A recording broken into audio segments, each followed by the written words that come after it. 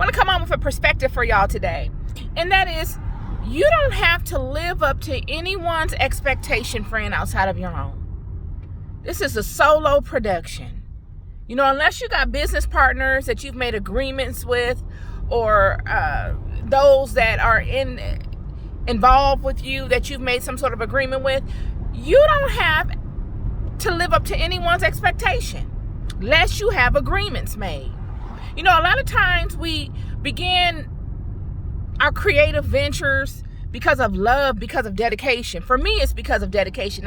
I'm dedicated. I'm committed to my creative ventures because of a spiritual promise that I made to God. This is far beyond something that I just love to do. It began as a love and a fascination, but has been morphed by way of a promise out of trauma that I made to God that I'm delivering upon. Now, my delivery, God never required me to deliver it in any particular way. God just required through my promise that I deliver. But yet when you begin, and this is not about me, but just in general, when you begin delivering upon a promise, many other people become involved because your delivery affects other people, whether they are enamored by it, whether they dislike it, whether they love it. They are all affected by your promise. And people have comments, people have perceptions, people have something to say, whether good or bad. You cannot let it affect you. This is one of the main things that dissuades people from moving forward in their creative ventures, is the fact that people begin to contaminate what it is that you were dedicated to, what it is that you were committed to. And they contaminate it by way of their opinions. They contaminate it by way of their requirements. Yet they've given you nothing. If anything, they're subtracting from you by way of their negativity. They've subtracted from you tremendously, made the what would have been easy for you to achieve extremely difficult by way of negativity.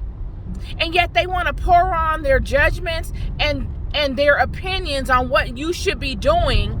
And if you don't do it, you're somehow, lazy or not committed or not dedicated. It's all this rhetoric. You must stay focused, friend. You can't let it move you. You cannot. You have to remind yourself, what am I dedicated to and why am I dedicated to it? Who am I required to answer to in regards to this dedication? Is it a husband, a wife? Is it a business partner? Whoever that is, that person has the right to an opinion. That person has the right to require something of you. Anyone outside of that don't have the right, friend. It goes back to knowing your role. See, when we study our role as children of God and what God requires of us, this life becomes that much more easier. Life becomes very difficult when we don't know our role, because then we're beginning to play other positions that are not of us. And we're not smart enough to forecast out that far as to all the variables that'll come into play if we make those particular decisions, because we were never created to make those decisions. You must know your role in every situation you are in life. It is vital, because what will happen is the enemy and his children will come upon you and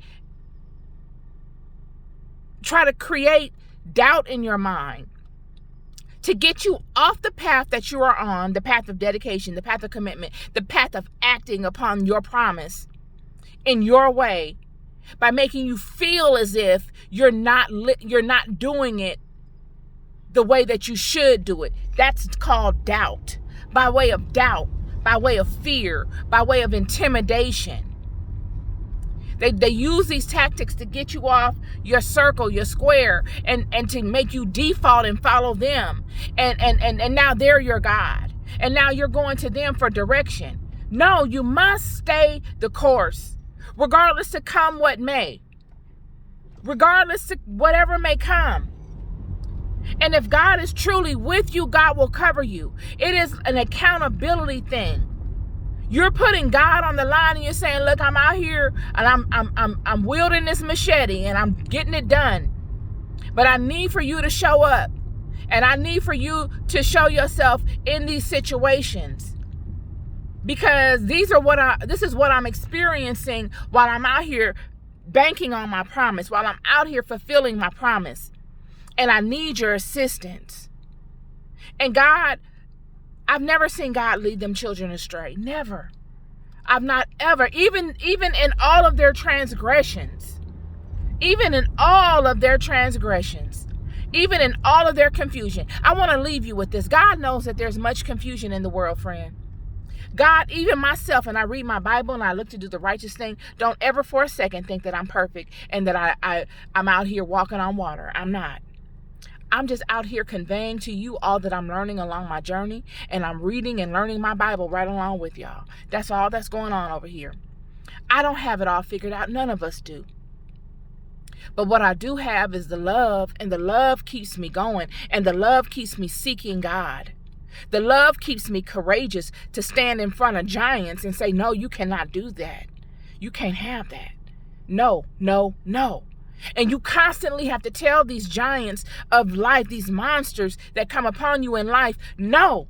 It is not like you say one time no, and you get to the battle of David and Goliath, and David slays Goliath, and he has no more giants to slay.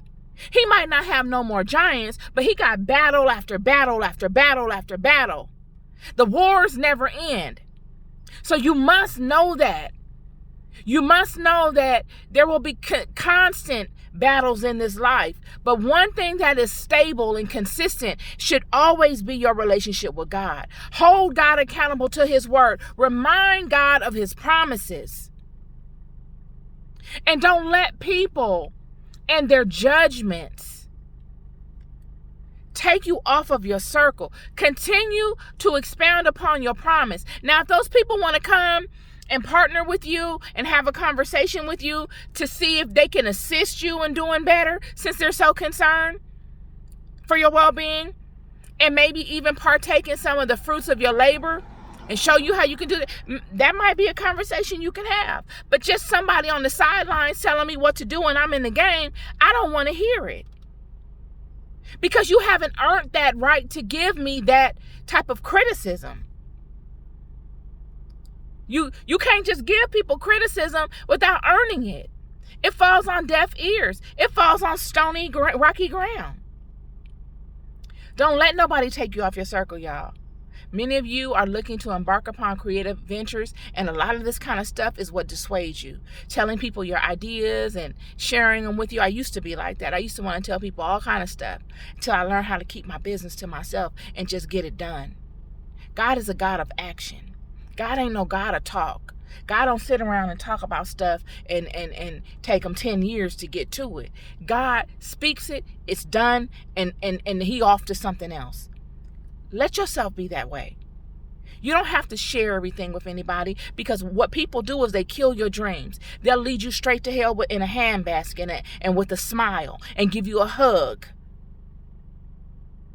You must follow your heart, because you were born in this life by yourself. You will leave this life by yourself. And all of your interactions with people along the way, some matter, many of them don't. What matters is what you did. What matters is how you kept going. What matters is how you persevered and overcame, regardless to what was put in front of you. And most importantly, what matters is how you allowed yourself to stay in alignment, how you protected your heart, how you kept the sacred aspect of God intact and allowed it to lead you through hell and high water of this life. I ain't got nothing but love for you. Hope you're having a wonderful Tuesday. Don't let nobody take you off your circle, especially people that have invested the least. Tell them to put their money where their mouth is, or just hush. Because you got to get through it regardless, friend. You love more than you'll ever know. Peace and love.